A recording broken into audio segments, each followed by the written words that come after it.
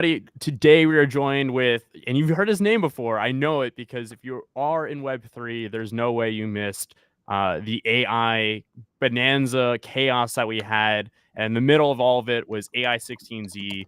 And the man behind that, Shaw himself. Shaw, I'm so glad to have you here today. Excited to chat AI, agents, launch pads. There's so much to get into. I think the best way to start here, though, is maybe a more professional introduction of who you are, just so folks understand who we're talking to today. Yeah, my name is Shaw. I'm a longtime influencer and streamer. No, I'm just kidding. Just kidding. I don't know how I got here, man. I mean, you are. To an extent, you are. Some of the biggest streams that we've probably seen on the coding side. Yeah. I mean, I Influencer think people of are just like GitHub. watching me for Alf. Like, what the hell is this? Like, I'm sure he's gonna drop a CA somewhere in this 5-hour stream. I'm sure. Yeah, I mean, I'm a programmer. I love AI agents. I love products. I love building stuff. I code a lot. I code live. I try to work with people. Like just bang ideas out as quickly as possible. I love vibe coding, but I also have been doing this way too long. So, yeah, but I think my main interest is obviously like AI projects. Before this, I was working on a nonprofit and doing like AI data processing at scale, and I'm very interested in governance. But obviously, bots that shill meme coins is probably what people know me for. It is crazy because out of nowhere, my Twitter feed turned into agents, shilling tokens, talking tokens, and that came out of you. I gotta ask, and I know you've answered this before to some extent, but where did this idea for Eliza come from? Yeah.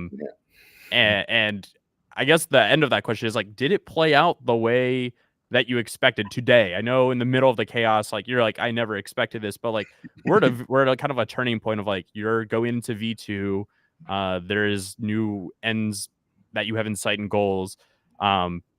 But is this going the way you planned it to go out when you first started?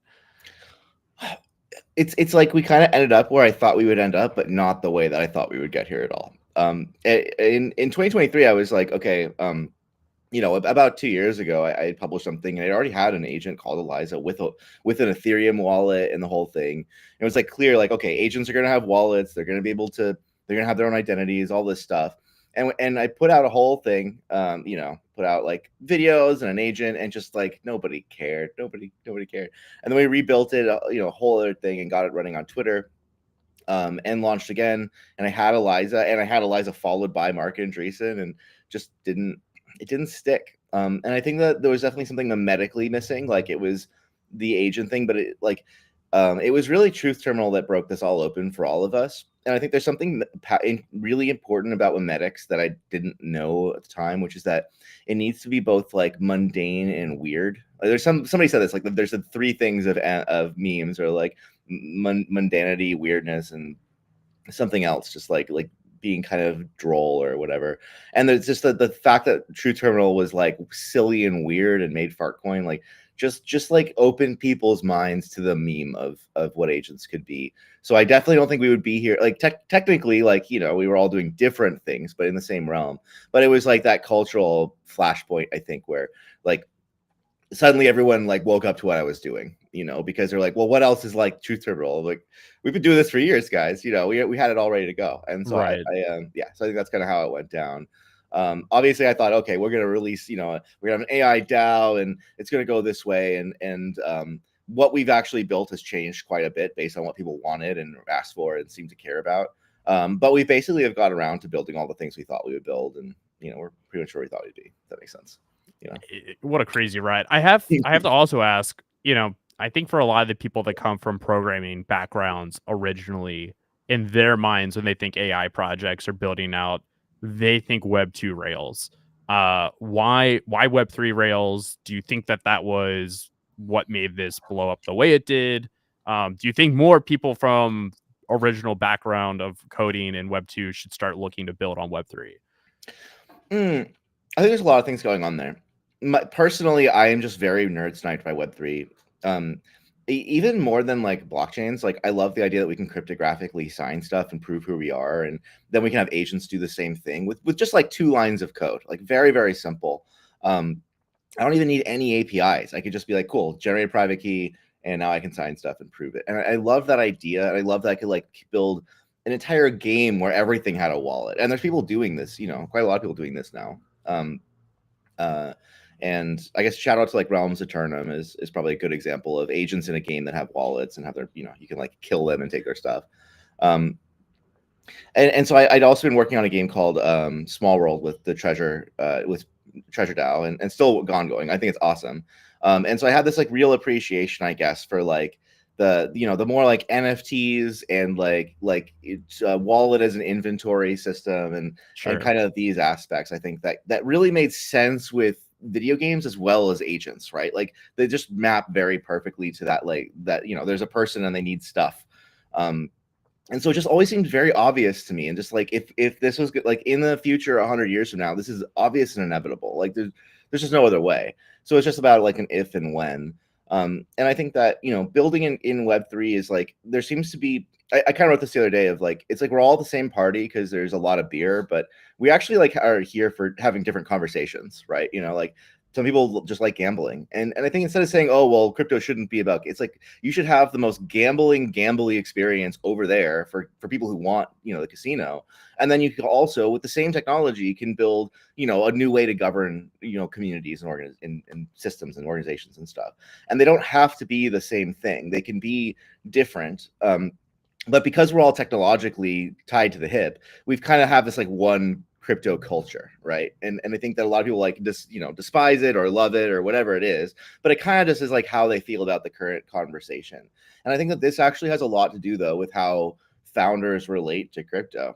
Personally, and the people I know, it's not really about like which blockchain should I use or TPS. Like no, it's like, are they going to respond? Do they hate me for this? I don't know, or do they like me? Do they get it? So I think that's the founders who stick around are probably the ones who find some degree of PMF and cultural fit, I guess, if that makes sense. And that's probably stuff you got to be looking for. I think a lot of people on that kind of analogy of like casino versus there's different, you don't have to play in that realm. You could play other areas. A lot of people though, during and again, I go back to like the heyday of AI agents and tokens. A lot of people would argue like, hey, that it was a casino of some sort. Do you think with what you're building today and since we've matured from then, we are moving away from that to more like fundamentals? Or are we still in a casino? Well, I'm definitely not contributing to make it less of a casino in some way. I so like this kind of brings us to autofun. Yeah. Generally, I think that people were speculating on tokens who were like, well, we don't, none of this is all price discovery. None of us know what this is. Sure. First off, we discovered like a new form of performance art that we were all privy to, like a totally new form of art, right? And we all got to experience together. That's just like, is this worth money? I don't know. But it was cool. It was interesting, right? Like what a weird time, and I think we all got to collectively go through this thing and have this like experience of price discovery of like, what is worth anything? Is attention the valuable thing? Like AI16z is he's maybe not the most accurate like caller, but he gets a lot of attention and he's fun to interact with. Like, is that worth $300 million? Like, yeah, I would say yes. I would say like there are many companies raising a lot more money that have a lot less going for them than like the dudes behind AI16z. And I think, like with us, we're a different case because we never really, the value was never really like yes, we have attention, but it was always more like the tech's ability to create attention for other people, I guess. That's kind of priced into this network effect. Right. And so now that we're becoming more of like a professional, like dialed in thing, I think that we have to prove like, no, this is not just a flash in the pan. Like this stuff is actually going to really impact people like long term and be useful. I think that's the big thing we have to really show. But in our own journey, I started to come to the conclusion of not that I don't dislike the casino. I actually really like the casino. I think it needs to be very different. I think we need to have a clear delineation between the pump fun and the stuff we're doing with autofun and the like tech stuff. Like I actually want to come to Web3 to play games and have fun. And I also want to come to Web3 for like a job and to like build something I care about. And they don't have to be the same thing, right? So early on, we started a DAO, and our DAO has like 100,000 plus holders now. and a lot of pressure for tokenomics for sure. Like how okay, cool, we put money into this meme coin. How does it make money? Obviously, every time people buy meme coins and they get above a certain point, they just start asking for utility and fundamentals again. So that tells you something about the reality of the market. Is that needed though? That's I think the ultimate question that comes back to, like, if it's a meme coin and you bought in for a meme, does it ever need to stop ceasing to just be a meme? I would say revealed preferences. And if you look at like Bonk is just a meme, but they are now a business of creating distribution for new Launchpad and all this other stuff they're doing. And I think that's the inevitability of any coin that has like some amount of people behind it who are driving it. And anybody who's like the face of it is going to have pressure to make the people more money number go up. And so we have this inevitability of like the revealed preferences that people end up always pressuring the team to create utility.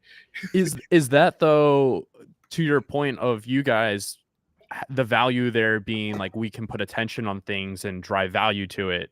Is that not, as number goes up, more attention flocks, and then you have the ability to monetize against that with that attention? Is that almost, I mean, that seems like the snare in the grass there for any team that gets high market cap then. Yeah, I mean that's a great thesis for like when things are really really good, but I would say that I can't just go release crap, and like we have to release stuff that's actually a good product at this point to I think continue to have respect, and also just to like I think all of these things are very you could be in one day and out the next day, and it really comes down to what you put out. So I don't think we could just put out like a really low effort, like, okay, you give us money, cash grab thing. I think we have to work really hard at this point, and create products. And so with autodotfun, we were like, okay, we're just going to, think about this like in January when things were really hot. And if we had put out like pretty much any Launchpad, it probably would have been insane and exploded.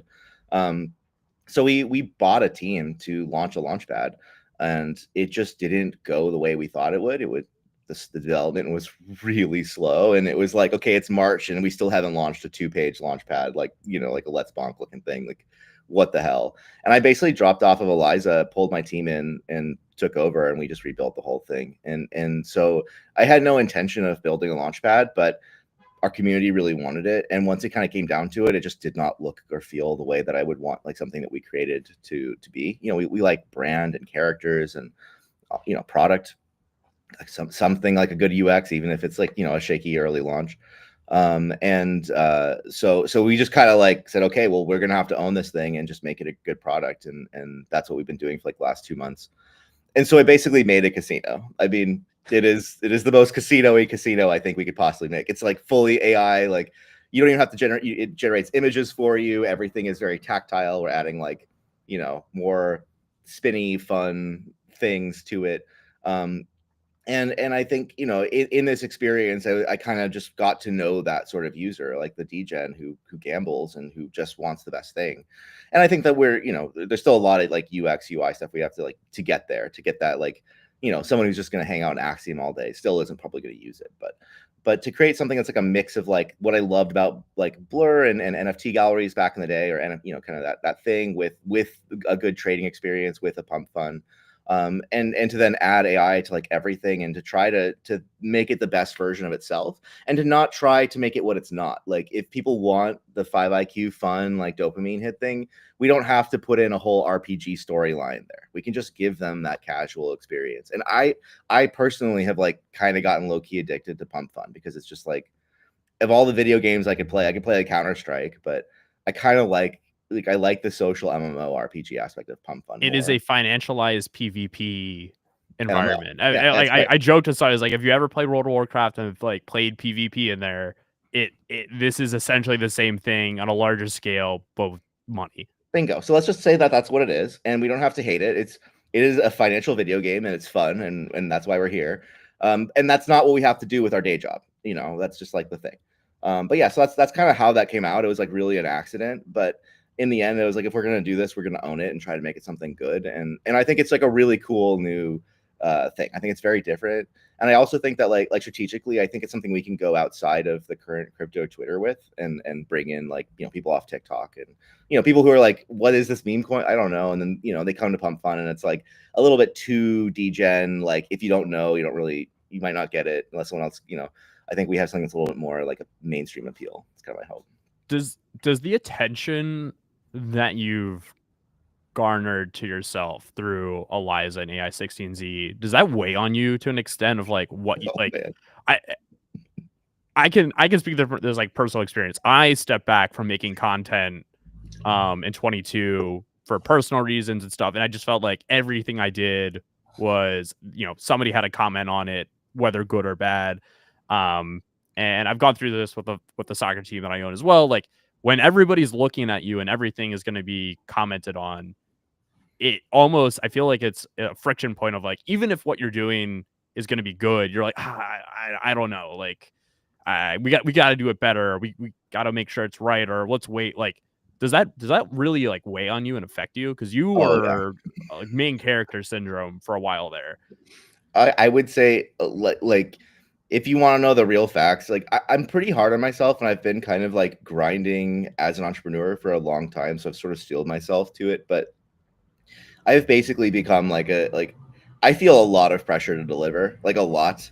And I pretty much only get up every day, and I get up and I work until I go to bed, and I'm like kind of like survival mode, like okay, get autofun done, get V2 done, just get everything out there, go into the next thing, and just fight. And I haven't really seen my friends or family in a while, and I have not put a lot of other like effort into other aspects of my life. And that's probably going to catch up with, like, it is catching up with me for sure. It's a lot of pressure. But on the other hand, I'm like, I do think we'll deliver all the things we wanted to deliver. It's just like, it's not exactly the most ideal life, Sure. so I'm definitely Yeah. trying to figure out how to balance that. And yeah, it's look, I'm not like a particularly professional person. I don't know if you've noticed. Yeah, I don't think many. No, I'm joking. It's like a big appeal to me about crypto is that everyone is just themselves and real, and like, and I want to be. I noticed, like, I have friends who are very rich and they can just say whatever the fuck they want to say and be themselves because they have no, they don't, they're I'm just like, yeah, man, sorry, I got like a ketamine hangover or whatever. Like, dude, you're like a billionaire, like that's like a very like I could never do that, and I've always been on the other side of this thing, and so I really like, I love being open and being in a space where we can just say what I love, like Mert is a good example of somebody who like builds cool tech and just says shit that I think is fun, crazy Yeah. shit. I can't believe you run a company, dude, but like sick goals. And so I don't know. I think there's been a lot of that. Like, you should be more professional, and it's like I get that, but also like this, dude. We're doing big booba waifus. You can both be deeply unprofessional and work all day every day, Right. and deliver stuff that's real. I don't know. I think it depends on the world we want to live in. I just don't want to live in like a shitty, boring world of suits and people saying fake things because that's what they're supposed to say. So, on the other hand, being so open though, man, like, yeah, I get a lot of hate. Anytime I click a button, I get a lot of hate, especially. So, I've definitely like done things that pissed a lot of people off, not because they were wrong, but because they kind of like they were like culturally not good things for people in crypto to do. Like making a dog token was probably not the best choice. But also I think a lot of those aspects are kind of stupid and like dumb unwritten rules, and I like smashing taboos. So I don't know. It's a weird space to be in. I think I'm just like a little bit more. I have like maybe 5% more Kanye West than you do. Maybe is that like what? I don't know. I don't know if I have any Kanye West. Yeah, so I don't know. Not like racist Kanye West, but just like gotta troll him a little bit before you drop the new album. Oh Kanye God. West, 5%, Yeah. 5%. I'm gonna dodge the Kanye allegations real Okay. quick. I guess he kind of went full Nazi, and now we can't say that anymore. Damn it. We did get the Kanye arc from Cerebro. I know, It, and I love Jeff. Yeah, but like that's such a good example of what we're talking about, though, right? Like dude creates albums of AI art, which like no, AI music videos, full albums, like a full interactive character you can talk to and have conversations with. Like literally create basically like one of will be known by history, I would say, if history exists anymore, as like one of the creators of a new form of art. And everyone's just like, fuck you, the number's down, why is the price down, and like I don't know, like just the most pearls before swine, like underappreciated thing. So I don't know, I kind of back his crash out. I think that was valid. incredible. I think that would be the first agent crash out that we've seen ever, which is insane to me. That's even a sentence. Low key, Zero Bro was crashing out the whole time. I think nobody noticed. Nobody knows. Yeah, that's probably fair. That's a fair way to put it. I think also because we're talking about like building and like crash outs, everything being like in your face, because everything we do is socially. You build in the open to an extent that I think few have. I know some have polished it in a different way. Like we saw Pudgy Penguins come out and they did building in public, and that was a great series of, you know, very well edited and produced content. You just wake up every day, open up cursor, hit go live, and you literally show everything you're doing. And part of that, you're able to do that because it's open source software. Um, Talk to me about building in public. Talk to me about why open source is the best choice for you. Do you think people should be building open source? Because I think this is a question as we build stuff, and I think a lot of other founders are like, well, I want to show people what I'm doing, but I can't because like I don't want them to know the code. Like it's an Achilles heel. Mm, code is so cheap to make now. It's so easy. Like I've been doing this forever. I don't need cursor, but if I hadn't been and I had cursor, I'd probably be here, like whatever. It's Gemini is so fucking good. As long as you understand, like, you're on an infinite learning journey. There's no coder or not coder. And we're all just like going to Stack Overflow and trying to figure out the solution to the next bug, right? And so whatever solves that faster. And I think I just feel I feel very comfortable building, and I feel very comfortable working with other people, and open source has always enabled that in a very frictionless way. And so it's just like a certain kind of way that I feel about what's comfortable for me. But I also just think that if I was like a psychopathic business person that, this is just about winning, I'd be like, dude, money doesn't matter. Code doesn't matter. Your product doesn't matter. There's one thing that matters. We all know what it is, and it is attention. And if you are afraid of people stealing your code, then you probably have a whole chain of mindset that's just going to lead you to never tell people about your stuff, and people never find your stuff. Like that just tells me like so much about a person. Right. That they might be a good person, but they're probably NGMI. You are in a battle, you're in a war. I gave this analogy to someone, and it is a very scary war with an enemy who will take everything you have, and you have to work your ass off, and you have to shoot all of your bullets at your enemy, and then you have to take your gun and you have to throw that at them, and then you have to take anything you have. And if open source gets you more attention, if opening your code and letting 5 more people buy your product, like, then do it. Then like, what are you doing? Nothing else you have in your arsenal matters nearly as much as getting attention on your product and your stuff. And the hardest thing I found is scaling beyond yourself, is being more than just one person who knows this stuff. And the only way to get other people who are really capable and competent is if they feel a sense of ownership over it as well. And the only way to get them to feel a sense of ownership is if they can come in and build it and own it with you. And even that has been really challenging. And a lot of people have come and, gone and built their own frameworks and stuff. Or especially bull market, where like, well, I could do my own project and, get lots of millions of dollars. Right.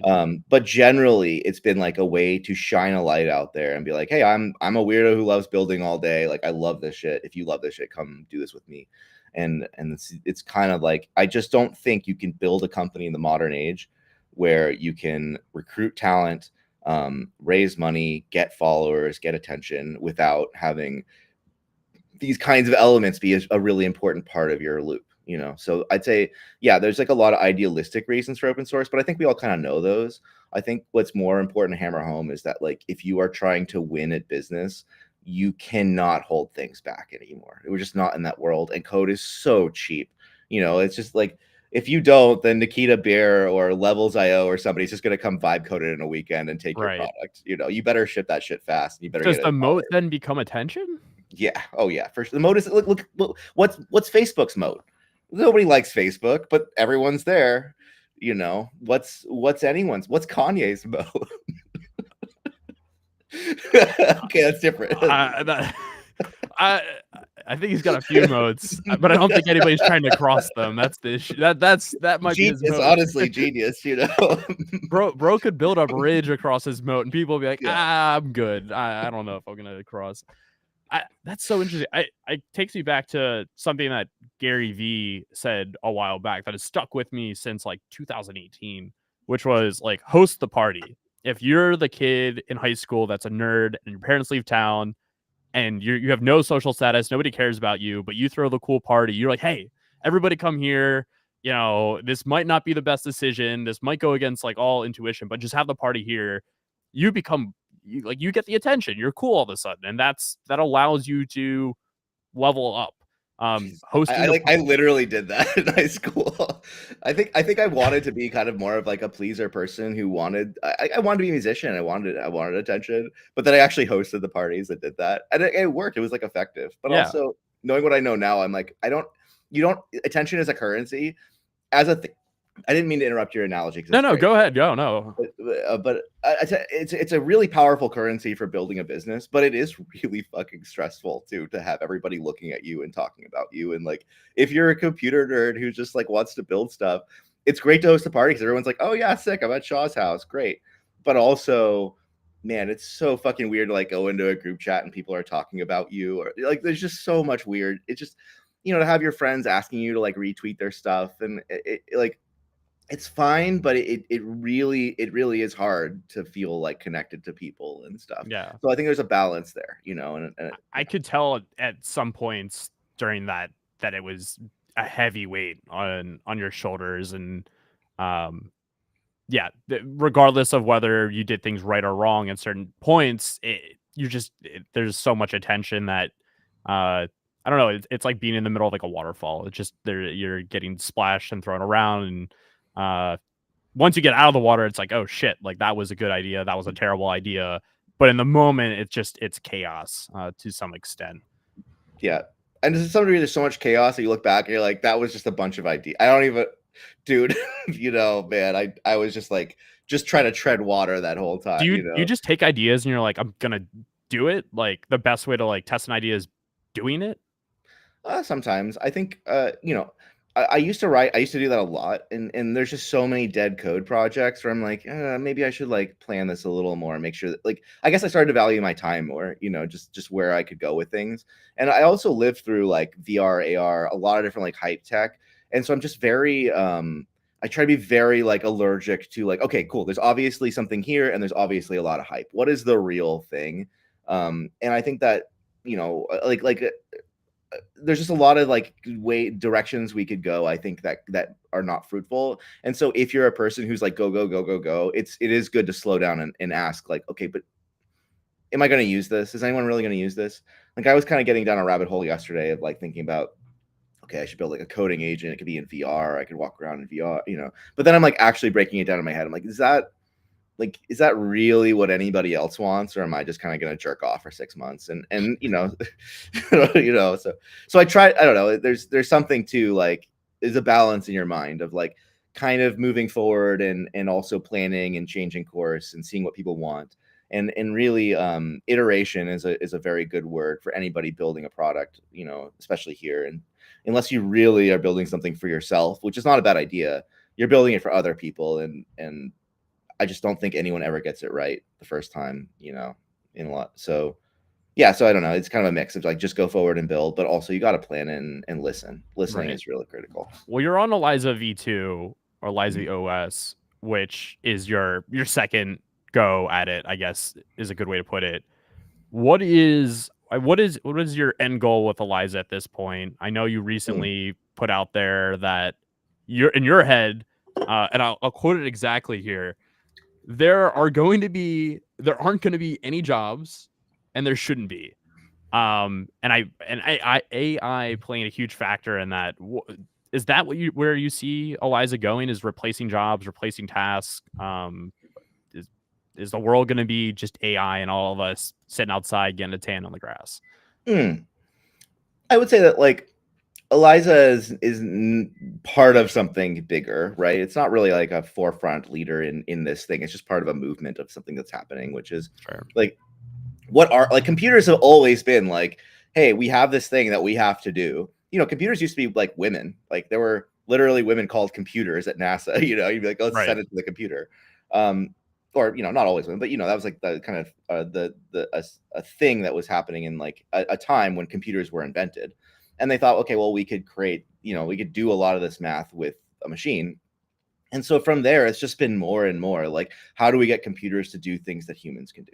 So whether we call it AI or computers or automation or just whatever you want to call it, like the inevitable motion, like the direction of technology is to replace things that humans do, because it's almost always cheaper and faster. And like at the end of the day, the humans probably don't want to do those things.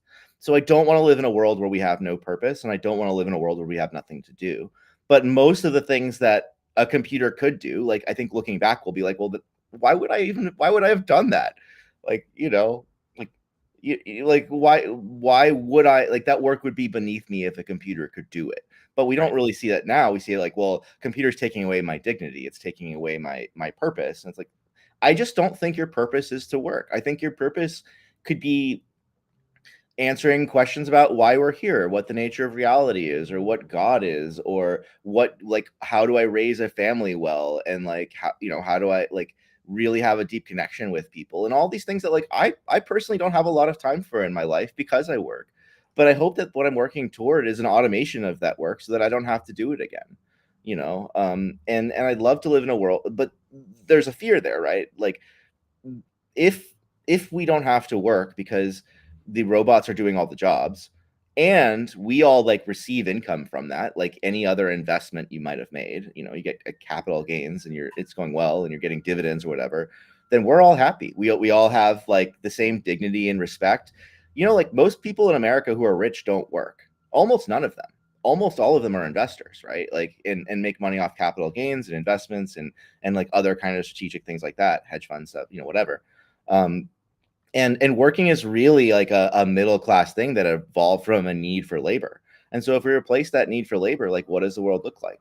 And it could look like a world where um, we have no purpose and no jobs, so we just tax the rich people and then give it to everyone else, and we call that UBI. But it's you know Yeah. a very not ideal version of welfare, I think, with a bad chain of incentives, because the people who are taxing the rich are also being voted in by the rich. Right. um, and or we have something else, which is what I hope we can build here.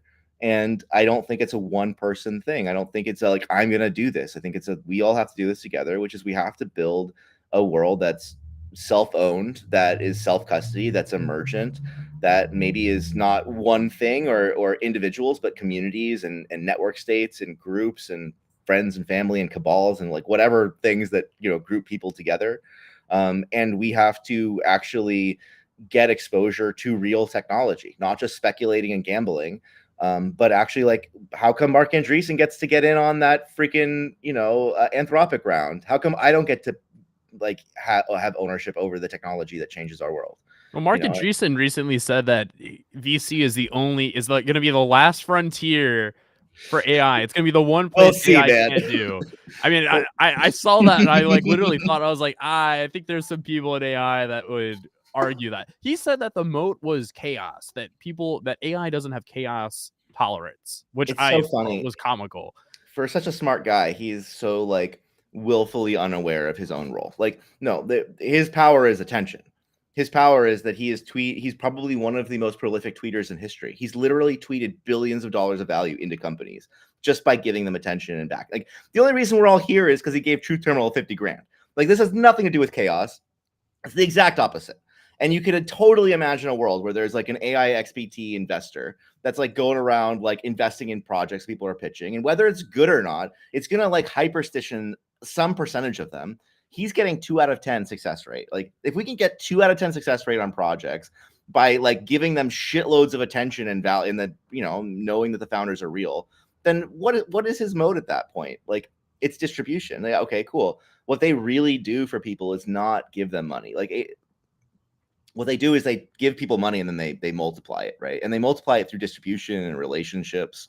And those things are really going to be hard to build in any kind of permissionless way. Like saying, hey, Mark Andreessen just invested, and then he goes to like his people and says, hey, go promote them, and goes to his other portfolio companies and sets up deals with them, and all these things. I think those will be hard to replicate in crypto. But the general idea of like, here is a cool idea, we can all buy in, and let's point the attention cannon. I that could totally be us. That could be a game show. Um, so I just think it hasn't been cracked yet, but I definitely think he's, it's a little bit of wishful thinking and not accepting, like, he's kind of proving the thesis here, which is attention is all you need.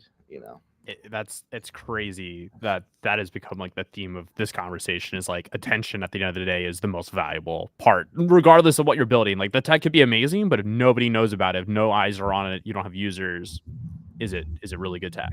Yeah, and the tech gets better when there are people coming and helping build it. So it becomes like a hyperstition, like a self-fulfilling prophecy.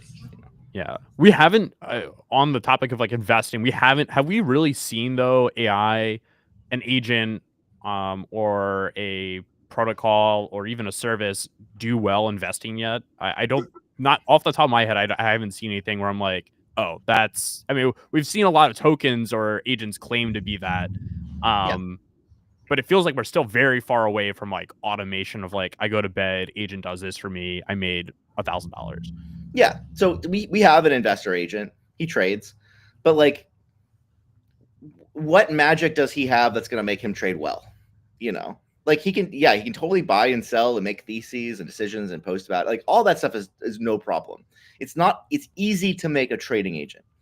But how do you make a trading agent like good, like better than just randomly buying? And remember, we're just not just randomly buying. Like it's not flipping a coin. It's like, which of these hundreds of thousands of meme coins do I buy? And the problem is not whether they go up or down. The problem is that a lot of them are scams. Or just like the liquidity is so like everything else could look good about it. So you just end up getting into all this rule engineering, and you just basically get back to building a sniper bot. Like the most successful bots are all snipers and copy traders, right? I mean, earlier you buy, the better at the end of the day. Like if you can be the first buy, you can never lose, essentially. Exactly.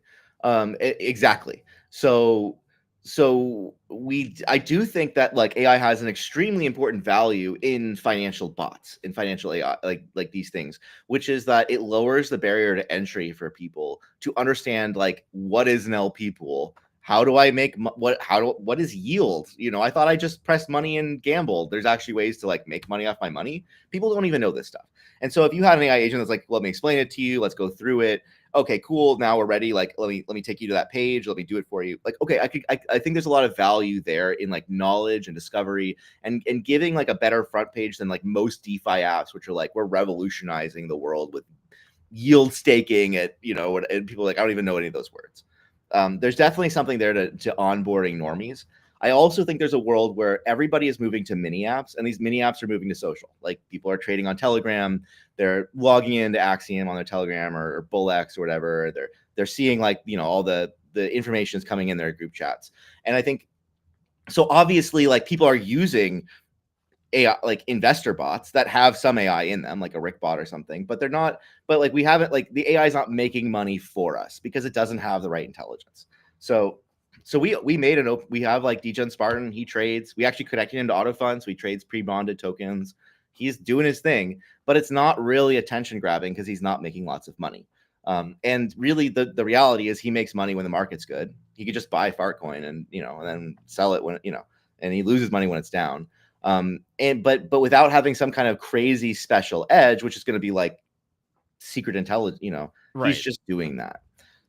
We did build another. Does this come back though to his edge being, if he had attention on what he was buying, he would be more profitable, which then gets him more attention, which makes it like, is that the end loop here of that? That's one way, or is it he can identify where attention's moving and right. That's like a trading strategy on its own. Is he following? Is he like tracking the motion, or is he creating it? Is really the question. And so if you think of like if ai16z had the ability to trade and make and like buy stuff and was a trading bot, I think he would have had so much motion that he would have just like instantly turned everything into like $20 million coins, flip, just. Well, isn't this what the LA vape cabal did essentially? Yeah, you could just automate that, right? Because like, and they're getting a lot of shit for like trading like not tracked wallets. It's a lot harder than when you basically create everything you buy. So yeah, I think there's definitely that aspect, and like in that way, like the bots could just dominate because they give this like shelling like consistent every day. There's some runner, I picked it, we all do it together. You can imagine like some sort of like coordination mechanism there that would consistently produce like a self-fulfilling token sort of thing.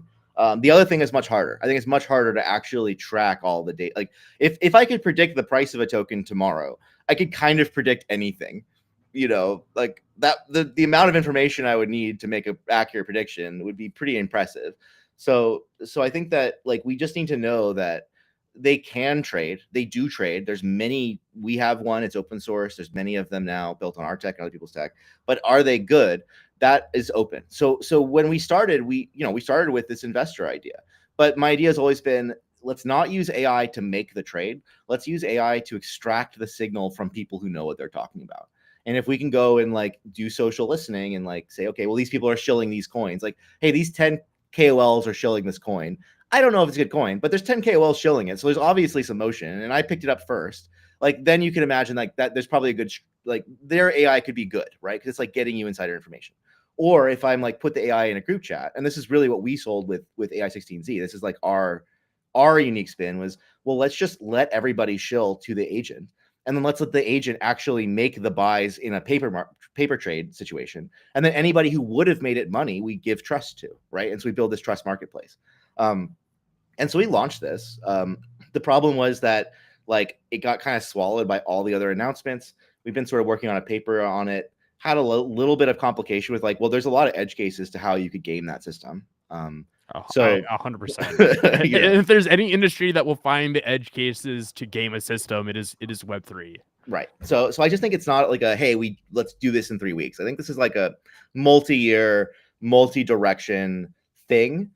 But I don't think that like going the BlackRock approach of like, let's just absorb all the data and throw all the compute. Like, I don't think that's any of us are gonna win at that, right? Because we're basically up against like traditional quant people who have a massive infrastructure for this and have been doing this exact thing. Like, how do we extract any sentiment from the news, any information from anything to get an edge? And they've been doing this for like 40 years with computers, So I don't think that's the direction that like we're gonna win, but it is like a really fun, interesting LARP. And I do think that we should give value to that. Like, but if it has attention and it tells you to buy a thing like that, that might be a more effective trading strategy than being super smart. Right. It's a fair. It's such a crazy way to look at it. Are you? I mean, because you guys aren't at the end of the day a trading, like you're not building a trading product. You're building infrastructure to allow trading to happen, to allow social interactions to happen. You've built a launch pad, so maybe you are more aligned to that than not. I guess one area I ask, because my background is like building trading products and currently building trading products. Like, are you guys in the mindset of like, okay, we build this infrastructure and then we are looking to like patch into like other infra to allow for ELIZA to be the strongest infrastructure to, if you can dream it, you can bring it to life. And we've seen a lot of this through recent months with like MCP becoming very popular. And I think a lot of people, like when I'm building with the idea of like, how do I build a platform where agents can come use it? If they want to use my services, if they want to use what we've built for a human, why are we not allowing the other 50%, where if half of the transactions on blockchain are going to be agents, why are we shutting them out? I think that's a terrible business model to not build with agents and AI infrastructure in mind. I totally agree. Is that how you guys are approaching this? Of like, well, even if you didn't build for us, we're looking for those partners. I think this is good for anybody who's building something right now to like understand that they don't have to go build their own thing, that they just need to build their service to be digestible to what you're building. Oh yeah, a few things on that. Like, since we started, we've had a lot of pressure to build an L1. Like everybody, like build L1. And why? It's because L1s are how we do TGEs. It's how investors buy it. Everybody understands the economics. There are more L1s than there are apps that have 10,000 plus daily active users in crypto. Like, that's kind of nuts to me. So why didn't we build an L1? Well, if we did, then we would have lost most of our key partners. Like, most of our key partners that we work with are like, Polygon and Arbitrum and all these people that we're doing cool stuff with, and like trying to actually seed the Web3 with like grants and agent stuff and all these things. And we have no competition with them whatsoever, right? And I think that people who if I were just like a Web3 entrepreneur starting from zero, I think there is a wide open space for people building apps. And I think those apps can be like you just are not in competition with the chains. And maybe instead of being stuck to one ecosystem, like you have so much opportunity to create your own fate and really actually help the chain. Like you are driving volume to the chains. Like the only reason when I think of Solana, I think of Phantom, I think of Pump Fun. I think of like the 5 things that really make Solana. And if they weren't there, it would be like a whole other thing. And I think that's very important. And I think agents are kind of unique in that it's like a new kind of service that there hasn't been a whole lot of competition, and it just isn't competing with the other Web3 infrastructure. So I definitely think if you're doing this, like those infrastructure integration is like probably the most important thing. And I think that, definitely there's a lot, something I learned, like, kind of crash course on. There's a lot of people who just want to, get on the BD call and like do an announcement, especially when you're hot and they just want to announce a thing and they like kind of check their box.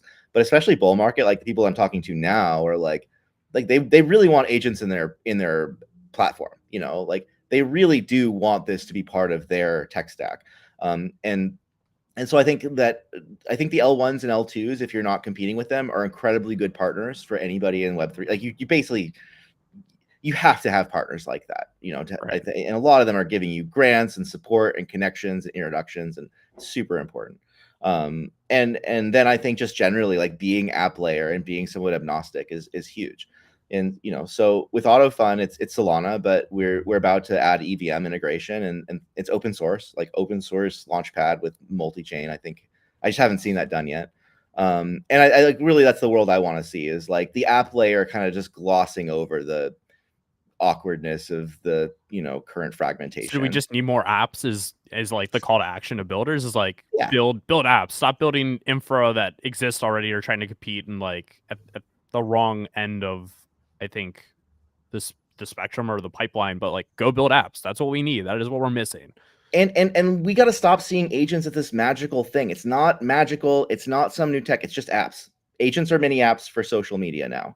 So don't just build apps, but build apps that other people haven't built yet in places they haven't built yet. What's unique about AI agents is like, well, now I could build a Calendly that works in your Twitter DMs.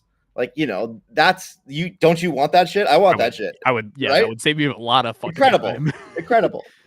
Who's building that? Go build it. Like, take that idea, go raise money. I think there's so many of those where like the problems are like, well, you had to build a Web2 startup and have a landing page and get people to sign up and like put their Stripe in. Now you just be like, get in their freaking group chat. Like my KPI for this year with Eliza is like, how many agents can we get into how many servers? Because that's people using it, interacting, and so I think we should be, I think sure, there's a whole new wave of L1s coming and they're solving some cool new problems, but like that's all just like that's like oh, there's another Amazon. Like if we actually take away the like it's decentralized, what you're talking about is like, great, there's 3 more Amazons in the world. Like who gives a fuck? Like right. if there's got to be new apps. Like none of us care like that, oh, there's more TPS or like you're using, no one gives a shit. I mean, TPS has been a weird one for me. I've talked to some great guys building some great stuff, Somnia, Mega ETH, etc. But it feels like, okay, 5 years ago, if we had this conversation, cool. It was, we were doing 100 transactions per second. Why is this not just like it feels like a moving target of, all right, in 5 years, it's 100 million transactions per second. It's a new L1 that the old infra can't, like, it just keeps moving further and further down this, like, all right, well, that was hot for those 2 years or for the moment at that case. But who's demand? I think whoever demands that infra is like the real value at the end of the day. Like whoever builds the app that's like, hey, we need you to supply these transactions because we have 1 million users daily clicking 10 actions every second, and all of a sudden it's like, all right, well, that is like a real use case, real value being driven. I think this is the biggest problem, is that the people who are building the actual network aren't experiencing the application layer development of it. Exactly. And they're just optimizing for things none of us give a shit about. Yep. Like really, like it's like putting the cart before the horse in some sense. Absolutely. Is what I was trying to get at. Thank you for saving me there. Yeah, I mean, what do they tell you in startup school in Y Combinator? They're like, go find your users, listen to them, and give them more of what they want. I would say Ethereum has done the opposite of that, in a lot of ways. I love all the people there, and I think that they are like, I think that they're in like having this cultural turnaround as we all collectively realize that the app layer is the only thing that matters now. You just like, what else are you gonna do? And realistically, if we had like, if I could just go and like pull out my Ethereum wallet and pay at the store, like, that shit would be 10K right now. It'd be incredible. It's all about utility. I don't know if did you watch the WorldCoin stuff yesterday for the orb and their integrations that they're doing. I did. It freaks me out so much. I really should check it out though. It's I didn't see it. I didn't see the last I was watching it and I literally was like, why the like where is Ethereum? Like, this is where I saw Ethereum going, is like, okay, they're integrating with Visa, they're integrating with Tinder for verification, like services that exist. They basically went and said, all right, like, yes, you need hardware for some of this, but the infra of Web3 is being used to verify everything and make it trustless. That seems like the original goal of Ethereum. And then we just took this hard right turn to, okay, well, we're just going to have, proof of stake, and then L2s, and then L3s. And it's just gone further and further away from this original vision of, soundproof money. I don't understand why Ethereum is not its own L2. I like, in Web 2 land, when you deploy an app, you deploy the back end, the front end, sure. Then you deploy your whole deployment infrastructure. Then you regionalize it. Then you replicate it. Then you distribute it. You have like layers and layers, and what plus caches. You have all this infrastructure to make it run fast for everybody. And Ethereum's like, well, let's just build the DevOps and then like let everybody else do all the things that make money, scale it. Like, guys, why are you letting everybody take all the value? Like, the Ethereum Foundation is going to run out of money and die. The token is not the product. The infrastructure is the product. What the fuck is going on? Like, how are you not building wallets, even just to know what building a wallet is like? How are you not building apps just to even like, this is what building an app is like? Like, as an EVM developer, it is so much better to build on EVM than it is Rust. Oh my God. Oh, don't get me started. Don't even get me started. But everything else, like, what the fuck are you guys doing? Just stop everything. Take a week off. Go have a hackathon with everybody at the EF and like make a fucking app. Like, let's start there. If we put you in charge of the Ethereum Foundation today, where do we think we are in like 6 months? Where's Ethereum in 6 months? We'd be so fucking canceled. I think we'd be that. I think we'd say like, look, Optimism, Arbitrum, all those guys are great. We'll keep doing your thing, but we're gonna support one and like work on our own L2. That's like the official infrastructure of this thing. And I don't know a lot about like a lot of the EIPs. I'm like just a fucking armchair guy here. But I would say like I would definitely want the team dog fooding internally apps and wallets. And I think like the vast majority of interactions that users are going to have are not on chain. They're actually off chain signatures, like with wallets. Like, we all have cryptographic tools that prove who we are now. Like, everybody building an L1 should be thinking about the end user, and that's just so much more important than whatever the fuck they're thinking about right now. And I've been in like a lot of ecosystems. Like, I did some Polkadot, I did a lot of Dfinity, and these ecosystems where like they all have the same problem of like cool tech, no users, because you just can't think about it like that. Anyway, I got rant over. Are end users in some, and obviously this is most to you, we've heard a lot about like agent to agent, human to agent interactions. Is that going to turn into like this big, I guess, moment of like, okay, like a lot of what you're building, you should not be building for a human, you should be building for an agent, or you should be building your agent to go operate with an agent, not a human? Yeah, I mean, I think long term, this is all gonna it's all gonna coalesce. I'll say two things. One thing, like our whole goal has been to try to make agents that use human infrastructure, so that way we don't require one. I want to live in a world that is human. Like, I want to, when I go to a building, there's a door with a doorknob and I open it. It's not like I have to like psychically communicate with the thing to open it remotely, or I don't know, whatever I don't want to live in a world for robots, is what I'm saying. And similarly, I don't want to live in a world of communication networks, which are all like black box agent stuff. They should just like be able to DM me. And part of what's appealing about agents is that they're not some new fucking platform, that they're coming to me, that they're in my world. And what's been cool about the social agent thing is watching them like evolve with us and around us, and not be this like agent to agent protocol thing. So I've always been pretty against like some sort of out there protocol, and maybe that's practical for like, stuff. I think a lot. I compare this to the metaverse. Like I don't know if you're probably around in metaverse time, and it's like, of course, okay, there's going to be worlds of millions of people, but it's like, could we just get one room with 5 people to have fun and come back every day? And like, I think AI agents are the same thing. Like, yeah, of course, AI agents are going to trade with each other. It's like, can we just have one fucking agent that's useful that I use every day first? Let's just start there. Just one that like I talk to every day. Okay, I got cursor, but that's code. Like, I know I need it for my life. If I have like a cursor for life, then that will be the thing that kicks off like infinite agent, everywhere interacting with each other, billions of agents things. But I think that we sometimes jump, especially in these like hype techs, to the end goal without really working through like, what's that first baby step? And we're still stuck there, right? Like, I assume you don't use an agent every day. I assume you don't have an agent texting you like on your phone. No, I'm not to that. I'm not to that point yet. I'm trying. I mean, I would like to. It's efficiency at the end of the day. That's, I think, what everybody's striving for. I want the work, the bullshit, the things that I don't really enjoy doing, to be things that I don't have to do. Yes. So that's what we're trying to do right now. Is we're really trying to build useful agents, and just for ourselves. I think there's a suite of problems that like every remote team, every DAO, every community has. Like, people want to post on the Twitter, but I don't want to give them my fucking Twitter credentials because I keep getting hacked.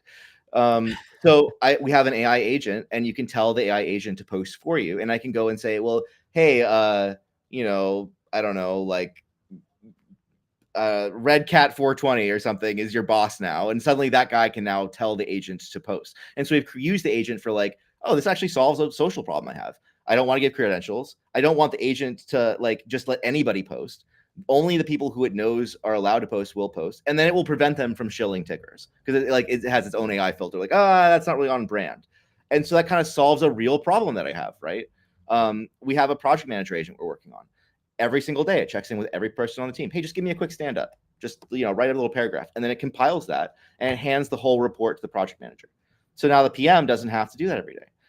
It's not a huge groundbreaking thing, but it solves this one really fucking annoying problem that we've just persistently had, where I just don't know what some people on the team are working on because I just can't, every day I want to know what they're working on every day. And now I have like a place where I can look for that. And so I think that like, instead of saying agents fix everything, let's look at our lives. What are the things that suck for you? Email is probably one of them. Certainly. Is there a product that just solves that? And I think we're still in the early days, and there's still like you could probably solve that. There's like probably some SaaS out there you could get or whatever, but it's not like so fully integrated and discoverable. I think it's still early days. But I think that's right where we're at. We're like right there, just solving these initial problems, like even figuring out what the problems are and then like how we can solve them, and trying to solve the smallest problems first before we get into like, oh, the AI will run your DAO or it will manage your finances. It's just like, can it just like greet the people who come to my community? Let's start there. Can it identify the people who are baby steps first? Yeah. Let's just start real small. Like actually use this stuff. It's like we were promised jetpacks. We have jetpacks. You can go buy a jetpack. Why don't you use a jetpack? Because it's fucking loud and hard to use. And probably expensive as shit, but yeah, exactly. It's just not practical. Right. And that's the reality of a lot of technology once you actually build it. VR is not practical. It's not practical to put a thing on your head. We might actually get to Neuralink VR before we get to like a physical adoption, just because of the physics of a thing that are undeniable. You wouldn't have known until you built it. So I think it's harder to scale a mechanical thing than software, and that's why software and SaaS has become such a incredible environment. Well, you don't need the no injection molding or go get a factory in China, and like it's just such a longer process and cost intensive as well. Completely. Yeah, I totally agree. The other thing about software is it like the unique thing about AI of all the hype tech that I've ever like seen is that it doesn't require anything new. It just runs on all the software. It already has a distribution, so you don't need to sell people a VR headset or convince them to sign up for something. It just like runs. It runs on, and so I think that is something about this technology, which I think it'll keep coming back in hype cycles. Like, I don't think we're there where like agents are done and like, oh shit, it's here. I think we're going to see a few more of these like, oh fuck, DeepSeek moment, and then kind of contract, until we're like, okay, cool. Wow. That shit is just normal and boring and it works. Right. Well, you're just talking at the like the large, like at the LLM level of like, okay, OpenAI is going to come out with something, and then we're going, holy shit, like that's crazy. Then Meta will come out with something like we're still in this like process of like their new things are happening that are very like it's big jumps. And agents more so, because agents are basically taking LLMs and extending them to like doing lots of like complex paths, right? Like a whole thing, like a whole workflow or a whole pipeline or doing a whole task. And it's really hard to benchmark. So it's easy to benchmark a model. You have these benchmarks, and every time you like train the model for like a day, you can go run the benchmark again and say like, cool, it's definitely getting better. Right. But there just is no equivalent for agents, and it's made it really, really hard to like move forward in like a, oh, this is clearly getting better kind of way.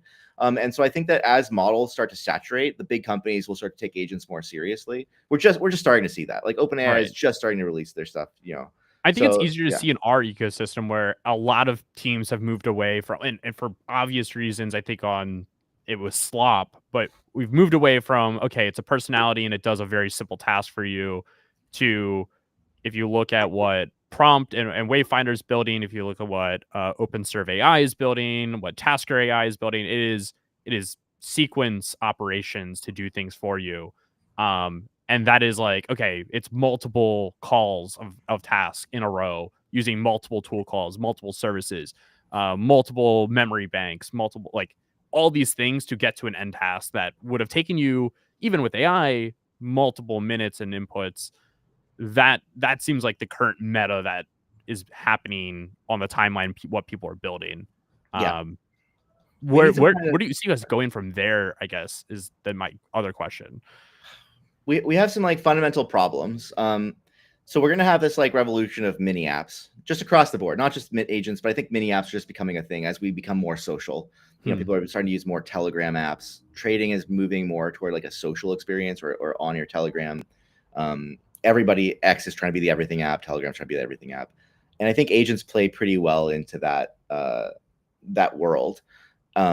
And so I think a lot of the potential here is just like the new distribution, that being directly in social media, being able to directly message people is going to be. I mean, think about like political campaigns. They're going to be DMing you to have long conversations about policy, and you're like talking to an AI, or like everything is going to be upended by this because it automates a certain kind of thing, at scale. But like, do I want like, I feel like that's so like, I don't want to talk to a campaign agent about like, I'd rather talk to you want to talk to the person, but then at the end of the day, it's like, well, if the AI is trained on that person, how far removed are you from that? Like, then is that where you see this going? Like, it's complicated. I think that this is more of a question of like, what do we value in our reality? And this kind of comes back to also like what jobs do we want the AI to take and all these other things. I think we're going to live in a world of AI slop, and in a world of AI slop, the best thing you could possibly do as an entrepreneur is probably make an AI slop filter. I think that's the AI campaign manager is harassing me to vote for so-and-so, and my AI is like, nah, not interested. I just, I don't know. I think we are going to live in a world where we have a very mediated reality. This has been talked about like pre-AI of mediated realities, but I think that like I kind of want an AI that when I post, it sends out to Twitter, and then anything it thinks that I want to see, it shows me. And I never actually go to Twitter. It's kind of like what OpenAI is doing to Google. Like, I don't actually want to go to Google and search. I just want that all trained into the AI, and I want it to be the exact answer. And it's kind of the same thing's going to happen in social media. I don't really want to see the fire hose of negativity. I just want to like say shit. Maybe it could like, every once in a while, it's like, you probably don't want to say that. I'm just going to put that in the drafts for you. Thanks. It could have been helpful a few times for me. I ran the pre-simulation. This would have led to like 80% hate. So, I don't know, like those tools are going to exist, and then we're probably going to use them, and we're going to have this kind of mediated social reality. And some of that's really scary, but some of it's also really great, because like the problem with Twitter is it's a fire hose. It's unusable for me now. Anytime there's like an attention spike, like I don't see half the tweet, like they just don't come. They don't even load, let alone like, do I have the bandwidth for it? And if I could just have an AI that like identified the people that I really wanted to meet, or had something, like, oh, you really got to meet this. Like they are literally like the perfect person for this thing. And the AI was like mediating that. That would be really incredible for me, right? Like that would then social media would be more how many personal. DM requests have you missed where you follow them and then it shows that, oh, like 4 months ago this guy DM me, oh fuck, I should have read that DM. Like that would have been massive. Great, especially during like January was nuts. But also a lot of people are like, dude, I DM'd you, why did you DM me back? And that's like the first message I got from them. And I'm like, I'm pretty sure Twitter is just not showing me like a lot of messages. Yeah. So there's like a, there's a technical thing, but also it's just drinking from the fire hose is not realistic. And that's where AI could like really just get you the, the just the sweet stuff, I guess. So yeah, what you're kind of saying is like in a world of emergent AI slop, like what do we do? And I think the solution is that we just have slop filters, like ad block for everything, basically. It's such a crazy world that we're moving towards. I It's know. also crazy to think that you're going to be the part of the solution and probably part of the problem on that, right? Like you're going to play both sides. So like you are building these things that are doing it, but you're also like, all right, we do need to moderate some of this. Well, we're having a conversation, like we are having a conversation, but like like as a group, we're really having a conversation of what is right and wrong. And I would say that my role in all of this is not to provide conclusive answers, Sure. but to try to open up the conversation, especially to the more taboo areas. Like it's very intentional that I've tried, like, maybe I come off as like kind of like a creepy waifu obsessed dude sometimes on the internet. But like it's funny because I'm like married, like very different life. But I think it's really interesting to think about like, are people gonna have like AI wives? Are they gonna use these as a therapist? Like like all the stuff that could be scary could also be good. Like there are a lot of people who are like, some paraplegic guy who's just like stuck in his room and now he's got like someone to talk to all day. There's for Are every people one of gonna these date AI? people are already dating AIs. No, they're Like, not. oh No, yeah, for you're fucking with sure. me. Oh, dude, a lot of the people who like started this agent thing are like a lot more weird into this stuff than I think you think, but or anybody I knows. just imagine Krieger from Archer. That's all I can think of now. Creepy Oh yeah, van, some holographic waifu girl. Ugh. oh yeah. You don't think in like 5 years you're gonna be able to order a robot to like 40 grand, full realistic talks, the whole. Dude, it's gonna get so much weirder, and they're gonna be walking around. Like, there's gonna be people walking around with their robot girlfriends, just like on the street, like, "Oh, hey, it's Eliza. What's up?" You know. So my thing is not to say like good or bad, but like let's actually rip the band-aids off before the technology is scary good, and like while it's still kind of like while agents are not great, they're also this is the perfect time to have this conversation because they can't kill us all yet. So like let's figure it all out, and then hopefully like we've really got clear answers societally, like it's kind of like right and left. Like I think it's sort of come clear to all of us that there's some value in both like right-wing ideology and left-wing, like the way that conservatives think about some things and family and stuff, the way that liberals think about some things. Like I don't think anybody is like super hard on like clearly the truth is somewhere in the middle. And I think that for a lot of stuff in AI, I think that's very much the case, Some of these points have been fantastic, and I think anybody who's listening has to be getting a ton of value out of these points. Look, I don't want to take your time too much today. I appreciate you coming on. I do want to circle this back to you specifically and what you're building because I I I really do think that there's some cool stuff coming. Autofun is live today. People can go use it. Um Eliza V2 is that fully out or you guys are still working and it's shortly going to be launched here? It's open source. We're going to launch it in the next couple of weeks, but Okay. that's my full-time job right now is just finishing that up, building it on stream. What can people do aside from them watching you guys wrap this up or like getting into the GitHub and pulling that and working on themselves? Like, what is your call to action to anybody listening right now? Who you're like, hey, I want you to come use our stuff, get involved. Like, should they just go join the Discord and get their hands dirty? Definitely join Discord and get your hands dirty. If you're not a dev, before for the first version, we had like dev school and we were teaching people. We don't have that quite ready, but in the next couple of weeks, we're going to start that again. So we're going to finish. So basically, if you're not an AI agent dev, come hang out on the Discord, but like give us 2 weeks to kind of finish everything and wrap up. And we'll start teaching AI agent dev school from scratch. If you've never been a programmer, like never, the whole thing, vibe code friendly, the whole deal. We'll teach how to make agents from scratch.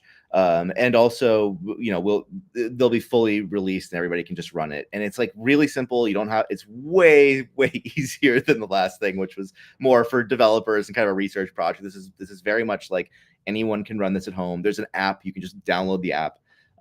So give us a couple of weeks to finish that up and release it. But if you're a dev, come now. It's all open source. It's all in like our V2 develop branch. You can launch all of it today. It's ready to go. And we really want help. We really want people building on the new thing. Also, people who were working on V1 and found it was a little convoluted or complicated would, I think, be very impressed by what we've done with the new thing. Eliza V2 is just like the 1.0. Like before, it was me and a few friends building this thing open source, and then we can show meme coins. Just blew up, and we sort of had to build an actual finished product. Is what we've been working on since then. So this is as like someone who's looked through the code, I was like, these guys built the plane in the air while flying it. To like that is not hyperbole. Like that is exactly what happened here. It's basically a completely different code base with like the same abstractions. Way better. You guys also, you guys have a token that's out that's being traded. Some of the biggest names I know have put a ton of capital into it, and that is part of the speculation of what's to come. Can you just talk and touch on like what the plan for the token is, if you can? I don't want to put you in hot water here, because I always know token conversations are hard ones for founders, especially if there's things you can't talk about and you're like, give us time.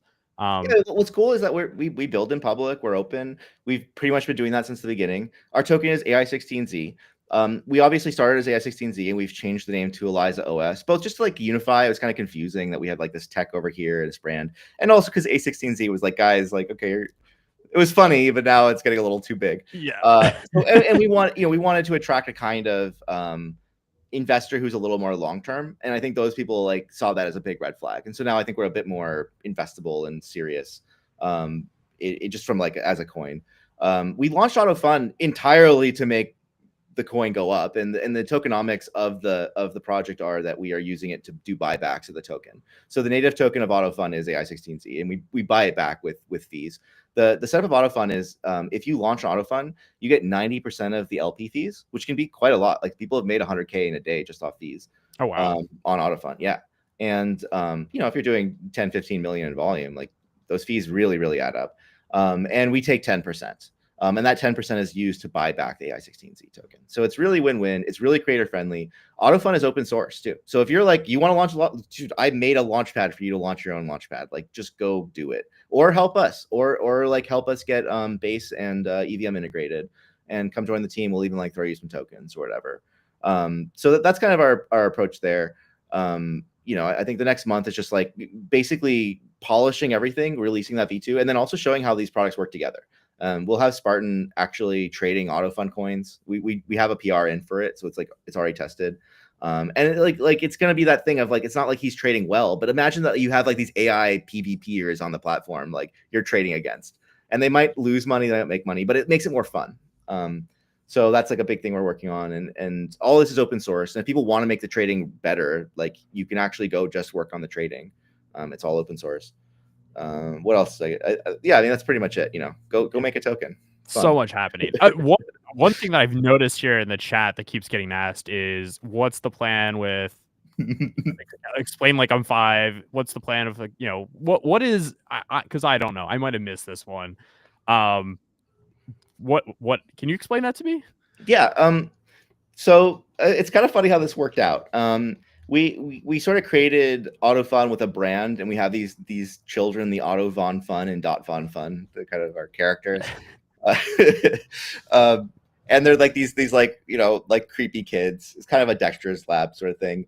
But then the community just like went, and somebody made a token. I think it's Gummies who did it. I don't know if I want to dox them. I don't know. Somebody did it. And they made the Eli 5 token, and it's just like a community coin, but it's kind of become the de facto mascot of autodotfun. And I thought, okay, well, that's cool. Like the community made this token, they seem to be going with it. He's like Eliza's younger brother. It's got some lore. So I actually took him and made him the community manager at our new product called the Org. So he, he's just like changed the name and personality, and because we had like kind of these stand-in boring characters, and it's like, no, Right. if the community's going to create characters, we should use them. Use them. Yeah, so it's kind of like hyperstition. The community created a character. I thought it was cool. He's cute. He's like really unassuming, good community manager kind of thing. So yeah, so we just kind of ran with it. Made him official.